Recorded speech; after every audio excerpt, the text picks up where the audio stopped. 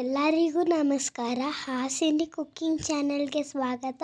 ಇವತ್ತಿನ recipe vegetable Baat ಹೇಗೆ ಮಾಡೋದು ಅಂತ ನೋಡ್ಕೊಂಬರೋಣ ಬನ್ನಿ. ಮೊದಲಿಗೆ ಬೀನ್ಸು, ಕ್ಯಾರೆಟು ಮತ್ತು ಆಲೂಗೆಡ್ಡೆನ ನಾನು ಚಿಕ್ಕ ಚಿಕ್ಕದಾಗಿ ಕಟ್ ಮಾಡಿ ಇಟ್ಕೊಂಡಿದ್ದೀನಿ. ಮತ್ತು ಬಟಾಣಿ ಸಹ ಸೇರಿಸಿ ತೊಳೆದ್ಬಿಟ್ಟು ಸೈಡಲ್ಲಿ ಇಟ್ಕೊಂಡಿದ್ದೀನಿ. ನಂತರ 2 ಲೋಟ ಅಕ್ಕಿನ ತೊಳೆದು ನೀರು ಬಸಿದ್ಬಿಟ್ಟು ಸೈಡಲ್ಲಿ ಇಟ್ಕೊಂಡಿದ್ದೀನಿ. 2 ಲೋಟ ಅಕ್ಕಿಗೆ 4 ಲೋಟ ನೀರು, ಇಲ್ಲಾಂದರೆ 1.5 ಲೋಟದಷ್ಟಾದರೂ ಹಾಕ್ಕೊಬೋದು. 1.5 ಲೋಟದಂಗಾದರೆ 3 ಲೋಟ ನೀರನ್ನು ಹಾಕ್ಕೊಳ್ಳಿ. ಈಗ ರುಬ್ಕೊಳ್ಳೋದಕ್ಕೆ ನಾನು ಫಸ್ಟ್ ಇದನ್ನು ಫ್ರೈ ಮಾಡ್ಕೋತೀನಿ. ಒಂದು 3 ಸ್ಪೂನ್ ಎಣ್ಣೆ ತೊಗೊಂಡಿದ್ದೀನಿ. ಸ್ವಲ್ಪ ಕೊತ್ತಂಬರಿ ಸೊಪ್ಪು, ಪುದೀನ ಸ್ವಲ್ಪ, 4 ಎಸಳು ಬೆಳ್ಳುಳ್ಳಿ, 1 ಮೀಡಿಯಮ್ ಸೈಜ್ ಈರುಳ್ಳಿ, ಸ್ವಲ್ಪ ಕಾಯಿ ತುರಿ, 1 ಟೊಮ್ಯಾಟೊ, ಖಾರಕ್ಕೆ ಎಷ್ಟು ಬೇಕೋ ಅಷ್ಟು ಹಸಿಮೆಣ್ಸಿನ್ಕಾಯಿ, 1 ಇಂಚು ಚಕ್ಕೆ, ಒಂದು 4 ಲವಂಗ, 1 ಏಲಕ್ಕಿ ತೊಗೊಂಡಿದ್ದೀನಿ. ಮತ್ತು ಒಗ್ಗರಣೆಗೆ 1 ಮೀಡಿಯಮ್ ಸೈಜ್ ಈರುಳ್ಳಿ ಮತ್ತು 2 ಟೊಮ್ಯಾಟೊನ ಚಿಕ್ಕ ಚಿಕ್ಕದಾಗಿ ಕಟ್ ಮಾಡಿ ಇಟ್ಕೊಂಡಿದ್ದೀನಿ. ಮೊದಲಿಗೆ ನಾನಿಲ್ಲಿ ನೀರನ್ನು ಕಾಯೋದಕ್ಕಂತ ಇಡ್ತಾಯಿದ್ದೀನಿ. ನಂತರ ಒಂದು ಬಾಣಲಿಯಲ್ಲಿ 1 ಸ್ಪೂನ್ ಅಷ್ಟು ನಾನು ಎಣ್ಣೆ ಹಾಕ್ಕೊಂಡು ಮಸಾಲೆನ ರುಬ್ಕೊಬೇಕಲ್ವ, ಫಸ್ಟು ಫ್ರೈ ಮಾಡ್ಕೊತಾ ಇದ್ದೀನಿ. ತೊಗೊಂಡಿರುವಂಥ ಚಕ್ಕೆ, ಲವಂಗ ಮತ್ತು ಏಲಕ್ಕಿ ಮತ್ತು ಈರುಳ್ಳಿ ಹಾಕಿ ಚೆನ್ನಾಗಿ ಫ್ರೈ ಮಾಡ್ಕೊತೀನಿ. ಈರುಳ್ಳಿ ಜೊತೆಗೇ ಬೆಳ್ಳುಳ್ಳಿನೂ ಸಹ ಹಾಕ್ತಾಯಿದ್ದೀನಿ. ನಾನಿಲ್ಲಿ ಶುಂಠಿ ಬೆಳ್ಳುಳ್ಳಿ ಪೇಸ್ಟನ್ನು ಬಳಸ್ತಾ ಇರೋದ್ರಿಂದ ಶುಂಠಿನ ಆ್ಯಡ್ ಮಾಡಿಲ್ಲ ಇದರಲ್ಲಿ. ಬೇಕು ಅಂದರೆ ನಾವು 1 ಇಂಚು ಶುಂಠಿ, ಒಂದು 7-8 ಎಸಳು ಬೆಳ್ಳುಳ್ಳಿನ ಸೇರಿಸ್ಕೋಬೋದು.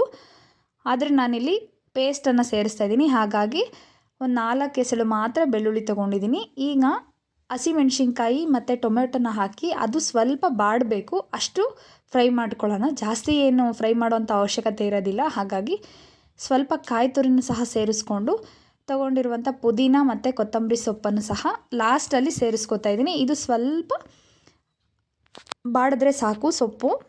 ಅಷ್ಟು ಆದಮೇಲೆ ನಾನು ಇದನ್ನು ತಣ್ಣಗಾದಮೇಲೆ ರುಬ್ಕೊಂಬರಬೇಕು. ಈಗ ಸ್ಟವ್ನ ಆಫ್ ಮಾಡ್ಕೊತಾ ಇದ್ದೀನಿ.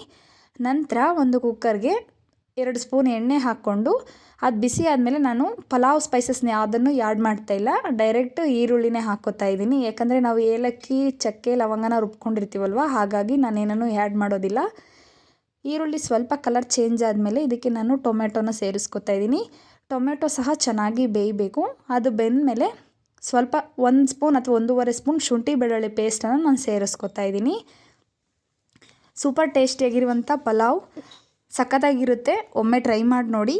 ಈಗ ತಗೊಂಡಿರುವಂಥ ತರಕಾರಿನ ಹಾಕ್ಕೊಂಡು ಚೆನ್ನಾಗಿ ಫ್ರೈ ಮಾಡ್ಕೊಬೇಕು. ಚೆನ್ನಾಗಿ ಎಣ್ಣೆಲೇ ಒಂದು 1/4 ಭಾಗವಷ್ಟಾದರೂ ಬೇಯ್ಕೊಬೇಕು, ಅಷ್ಟು ಫ್ರೈ ಮಾಡ್ಕೊಳ್ಳೋಣ. ಚೆನ್ನಾಗಿ ಬೆಂದಮೇಲೆ ನಾವು ಇದಕ್ಕೆ ರುಬ್ಬಿರ್ತೀವಲ್ವ ಮಸಾಲೆನ, ಅದನ್ನು ಸಹ ಸೇರಿಸ್ಕೋತೀನಿ. ಮಸಾಲೆ ಹಾಕಿದ ಮೇಲೆ ಏನು ಜಾಸ್ತಿ ಹೊತ್ತೇನು ಫ್ರೈ ಮಾಡೋವಂಥ ಅವಶ್ಯಕತೆ ಇರೋದಿಲ್ಲ, ಯಾಕಂದರೆ ನಾವು ಎಣ್ಣೆಯಲ್ಲಿ ಫ್ರೈ ಮಾಡಿರೋದ್ರಿಂದ ಜಾಸ್ತಿ ಎಣ್ಣೆ ಬಿಡೋವಷ್ಟು ಫ್ರೈ ಮಾಡ್ಕೊಳ್ಳೋವಂಥ ಅವಶ್ಯಕತೆ ಏನಿರೋದಿಲ್ಲ.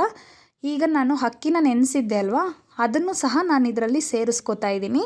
ಅಕ್ಕಿನ ಸೇರಿಸ್ಬಿಟ್ಟು ಚೆನ್ನಾಗಿ ಅಕ್ಕಿಗೆ ಮಸಾಲೆ ಎಲ್ಲ ಹತ್ತಬೇಕು, ಅಷ್ಟು ಚೆನ್ನಾಗಿ ಮಿಕ್ಸ್ ಮಾಡ್ಕೊಬೇಕು.